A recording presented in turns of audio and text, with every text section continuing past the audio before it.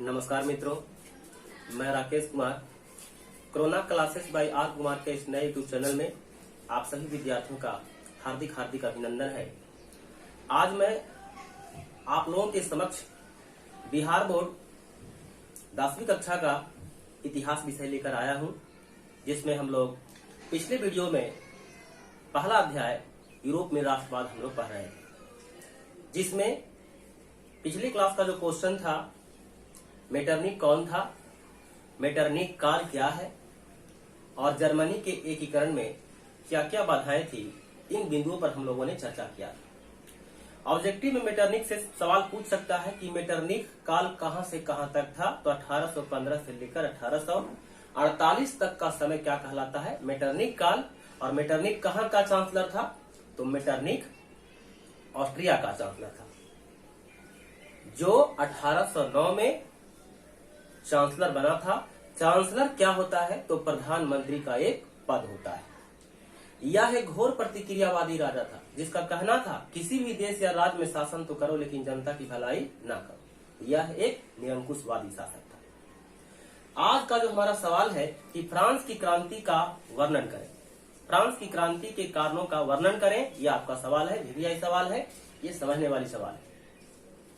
तो सबसे पहले फ्रांस की क्रांति जो हुआ था 1789 में, पहला ऑब्जेक्टिव पूछ सकता है कि फ्रांस की क्रांति कब हुआ था, तो 1789। फ्रांस की क्रांति कब हुआ, तो 1789 में हुआ था।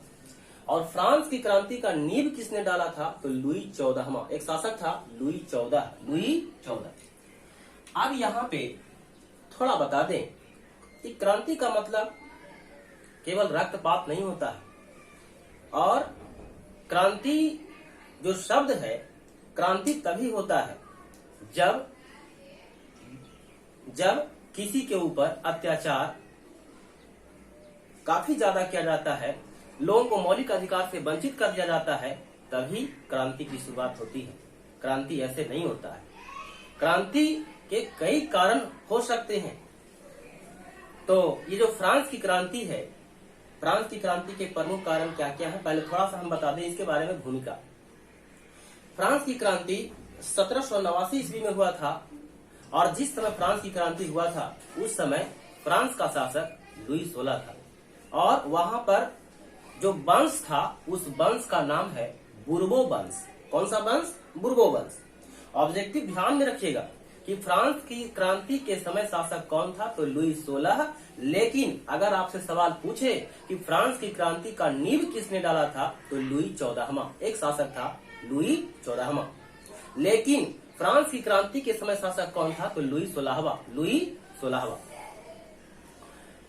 जो बुर्बो वंश था, ये फ्रांस की क्रांति के समय जो बुर्बो वंश था, बुर्बो वंश में 5 शासकों के द्वारा लगभग 200 वर्षों तक राज किया गया था। कितने वर्षों तक, 200 वर्षों तक राज किया गया था।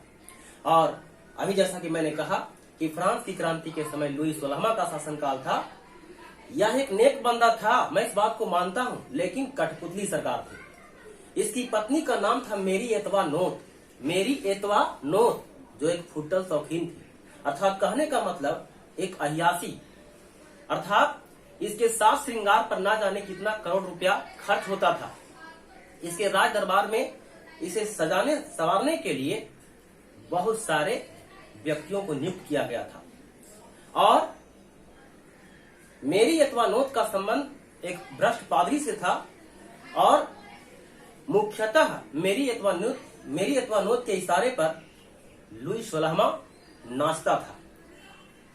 तो कहने का मतलब, पहले भूमिका में हम क्या लिखेंगे, फ्रांस की क्रांति के भूमिका में हम क्या लिखेंगे, तो फ्रांस की क्रांति 1789 ईस्वी में हुआ था। इस समय लुई 16वां शासक था, और वंश का नाम था बुर्बो वंश। बुर्बो वंश पर 5 शासकों के द्वारा शासन किया गया और लगभग 200 वर्षों तक राज किया। लुई 16वां के शासनकाल में भ्रष्टाचार, गरीबी, अशिक्षा का बोलबाला हो गया। अब ये जो भूमिका है, ये भूमिका के बाद आगे की ओर चलते हैं, और क्रांति याद रखेंगे। ये जो फ्रांस की क्रांति हुआ था, फ्रांस की क्रांति की शुरुआत करने में लोकतांत्रिक दार्शनिक विचारक जैसे रूसो, वॉल्टेयर, मॉन्टेस्क्यू की भूमिका अहम मानी जाती है। ये राजतंत्र रखना चाहता था, लेकिन जनता का मांग था कि लोकतंत्र हो। क्या हो? लोकतंत्र चाहिए, हमें राजतंत्र नहीं चाहिए।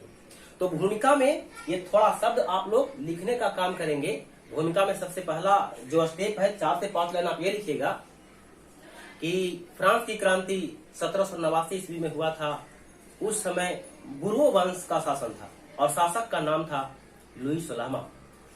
लुई 16वां के शासनकाल में भ्रष्टाचार, गरीबी, अशिक्षा, बेरोजगारी का बोलबाला हो गया, चरम सीमा पर पहुंच गई। और इसमें जो पादरी वर्ग था सबसे उच्च वर्ग का था, दूसरा में कुलीन वर्ग था और तीसरा में सर्वहारा वर्ग। सर्वहारा वर्ग की स्थिति सबसे ज्यादा बद से बदतर थी, दयनीय थी। अब यह सवाल उठता है कि सर्वहारा वर्ग से आप क्या समझते हैं? क्या है सर्वहारा वर्ग? समाज का वैसा वर्ग, ध्यानपूर्वक सुनिएगा, सर्वहारा वर्ग समाज का वैसा वर्ग जिसमें गरीब, किसान, मजदूर शामिल होते हैं, जिसे सर्वहारा वर्ग कहा जाता है। इसके पास अपना निजी संपत्ति, जमीन ज्यादा नहीं होता था, जिसके वजह से इसकी आर्थिक स्थिति काफी दयनीय होती थी। इन लोगों के ऊपर काफी अत्याचार किया जाता था उच्च वर्ग के लोगों के द्वारा। तो ये थोड़ी सी भूमिका हो गई फ्रांस की क्रांति का। अब यहाँ पे अगला जो स्टेप पड़ता है, फ्रांस की क्रांति के प्रमुख कारण निम्नलिखित हैं।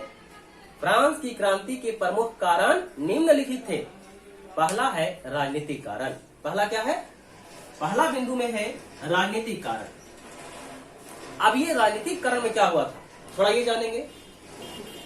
राजनीतिक कारण में सबसे पहले देख लें कि लुई 14 एक निरंकुशवादी शासक था जो फ्रांस की गद्दी पर 1643 ईस्वी में बैठा। राजनीतिक कारण में हम क्या लिखने जा रहे हैं, थोड़ा सा ध्यान दीजिएगा। लुई 14वां एक निरंकुशवादी शासक था जो फ्रांस की गद्दी पर 1643 ईस्वी में बैठा। और जिस समय ये खास करके पहले जो सत्ता संभाला जाता था, बहुत कम उम्र में, ये 4 वर्ष का था। तो लुई 14वां निरंकुशवादी शासक था। लुई 14वां निरंकुशवादी शासक था जो फ्रांस की गद्दी पर 1643 ईस्वी में बैठा और 1661 तक बहुत सारे क्षेत्रों पर ये विजय का पताका लहरा लिया। 1661 ईस्वी तक विजय का पताका बहुत सारे क्षेत्रों में हासिल किया और इसके द्वारा कई युद्ध जीते गए, जिसमें फ्रांस की जनसंख्या, फ्रांस की जनता का अपार जानमाल का क्षति हुआ। इसके द्वारा वर्साय में शीश महल का निर्माण किया गया था। एग्जाम में बार बार पूछता है लुई 14वां का स्टेटमेंट, कथन। लुई 14वां का कथन था, मैं ही शासन हूं, मैं ही फ्रांस हूं, मैं ही राज्य हूं, मेरे शब्द ही कानून है। इस प्रकार से ये बातें करता था। आई एम स्टेट, मैं ही राज्य हूं, यह किसका कथन था? लुई 14वां का। अब इसके बाद आप चलते हैं लुई 15 की बात करते हैं।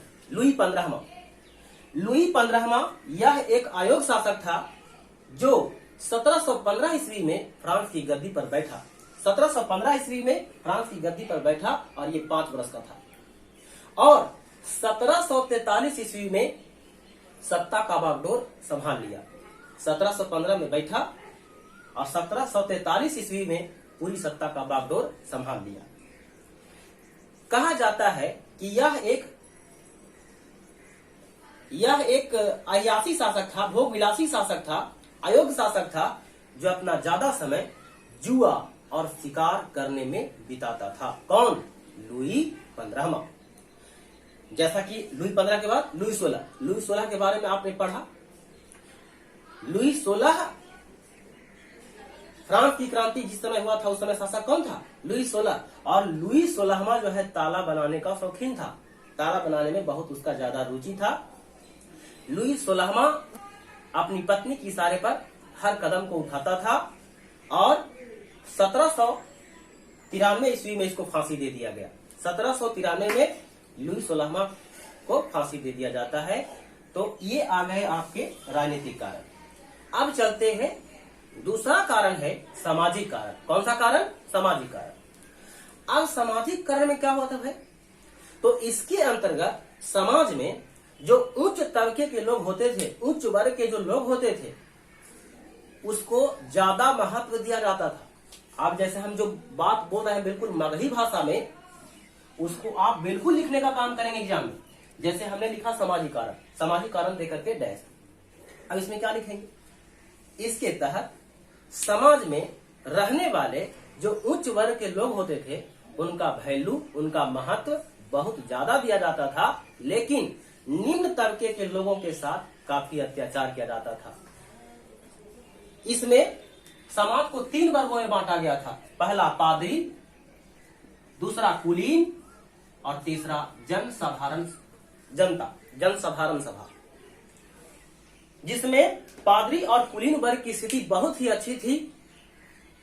दोनों की स्थिति काफी अच्छी थी, लेकिन सबसे ज्यादा खराब हालात जनसाधारण सभा का था, जनता, आम जनता का था। इसमें काफी छुआछूत सामाजिक भेदभाव किया जाता था। तो जब काफी छुआछूत भेदभाव किया जाएगा, सामाजिक भेदभाव किया जाएगा, तो स्वाभाविक है कि क्रांति तो होना तय है। हमें अगर मौलिक अधिकार से अगर वंचित कर दिया जाएगा, हमें कुआं से पानी भरने नहीं दिया जाएगा, तो इस बात को लेकर के तमाम जनता जो है जागृत होता है और इस प्रकार से क्रांति करने के लिए कौतूहल हो जाता है। तो सामाजिक कारण ये हो गया। अब चलते हैं आर्थिक कारण। दूसरा क्या है? आर्थिक कारण। आर्थिक कारण में क्या हुआ कि फ्रांस की क्रांति के समय महंगाई जो है चरम सीमा पर पहुंच गई। महंगाई चरम सीमा पर पहुंच गई और अनाजों के दाम में कमरतोड़ महंगाई, बेहताशा वृद्धि हुआ। अनाज के दाम इतने बढ़ गए कि गरीब मजदूर उसको खरीद न सका और भूखे तड़प तड़प कर मरने लगे। तो ये आर्थिक कारण हो गया। और बता दें कि 1788 में भयंकर अकाल भी आया था और भयंकर अकाल में लाखों लाख की संख्या में मजदूरों की मौत हो गई। तो कहने का मतलब ये कि ये आर्थिक कारण हो गया। अब जैसे अकाल आया था तो राजा को क्या चाहिए था कि जनता की हम भलाई करें, जनता को हर तरीके से उसे सहायता पहुंचाए। तो ये आर्थिक कारण हो गया। अब है चौथा है धार्मिक कारण। चौथा क्या है? धार्मिक कारण। धार्मिक कारण में क्या होता है कि इसमें जो पादरी, जो उच्च कुल के वर्ग के जो लोग होते थे, पादरी और कुलीन वर्ग के जो लोग होते थे, इसका वार्षिक जो इनकम होता था, वार्षिक धर्म से वार्षिक जो इनकम होता था 10 करोड़ डॉलर होता था। 10 करोड़ डॉलर होता था। और इसे देश में या राज्य में शासन प्रशासन से कोई मतलब नहीं था। किस तरीके से शासन चल रहा है, प्रशासन चल रहा है, इससे उसको कोई मतलब नहीं। और यह अपना ज्यादा समय सुरा और सुंदरियों के बीच बिताने का काम करता था। ऐसे लोग थे पादरी वर्ग के लोग। तो इस प्रकार से ये द्विउत्तरीय सवाल का जो उत्तर है समापन होता है।